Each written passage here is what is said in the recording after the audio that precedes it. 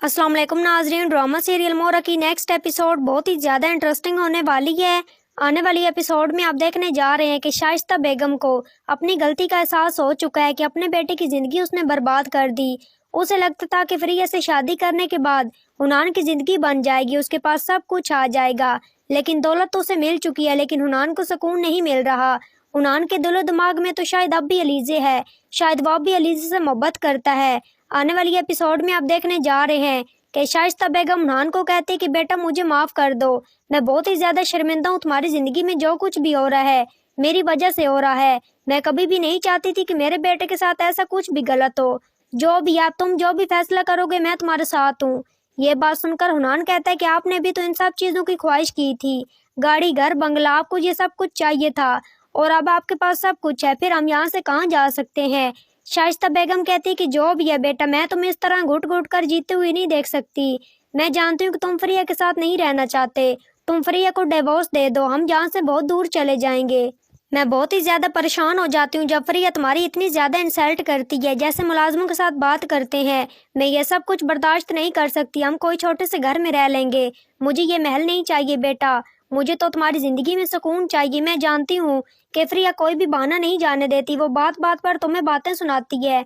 ये बात सुनकर हुनान कहता है कि अब तो इन बातों की आदत सी हो गई है, आपको ऐसा नहीं सोचना चाहिए, जो भी है आप सुकून से इस घर में रहे। शाइस्ता कहती कि बेटा तुम्हें अजियत और तकलीफ देखकर मैं कैसे सुकून से रह सकती हूँ, मैं कभी भी सुकून से नहीं रह सकती। मैं नहीं चाहती कि अब इस बारे में किसी भी किस्म की कोई भी बात हो, जो कुछ हो चुका है, इतना सब कुछ हो जाने के बाद मैं चाहती हूँ कि तुम इस फरिया को छोड़ दो, हम यहाँ से चले जाएंगे। अगले सीन में आप ये भी देखने जा रहे हैं कि हमजा सिकंदर के पास आता है और कहता है कि जो भी है मैं नहीं चाहता कि अब अलीज़े के बारे में तुम ऐसी वैसी कोई भी बात करो, अब ये बात साबित हो चुकी है कि तुम ऑफिस नहीं आओगे।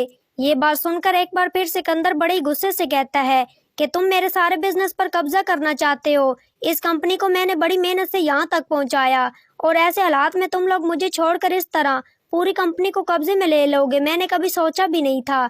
हमजा कहते कि सिकंदर मैंने ऐसा नहीं चाहा कि तुम्हें कुछ भी ना मिले, तुम्हें जो कुछ चाहिए मिल सकता है, लेकिन फिलहाल तुम इस ऑफिस से दूर रहोगे।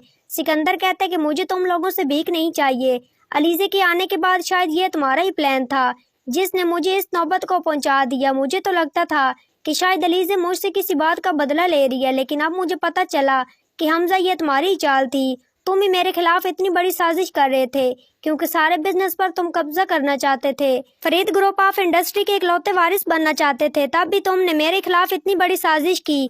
ये बात सुनकर हमजा कहता है कि तुम किसी के बारे में कुछ अंदाजा लगाओगे, मैंने ऐसा कभी भी सोचा नहीं था। सिकंदर मैं तुम्हारा भाई हूँ, मैं तुम्हारा भला चाहता हूँ, मैं नहीं चाहता कि तुम्हारे साथ कुछ भी गलत हो। इतना सब कुछ हो जाने के बाद पत्नी तुम ऐसा क्यों सोचते हो, मैं तुम्हें पहले भी बता चुका हूँ कि मैंने इस बारे में किसी भी किस्म की कोई बात नहीं करना चाहता। मैं तुम्हें बता रहा हूँ कि इस कंपनी को तुम्हारी वजह से बहुत नुकसान हो चुका है और मैं नहीं चाहता कि अब मजीद और नुकसान हो। जो कुछ भी हो चुका है सिकंदर तुम्हारी वजह से हुआ है। सिकंदर कहते कि बस पता चल चुका है कि हमजा तुम इस मकसद में कभी भी कामयाब नहीं हो सकते।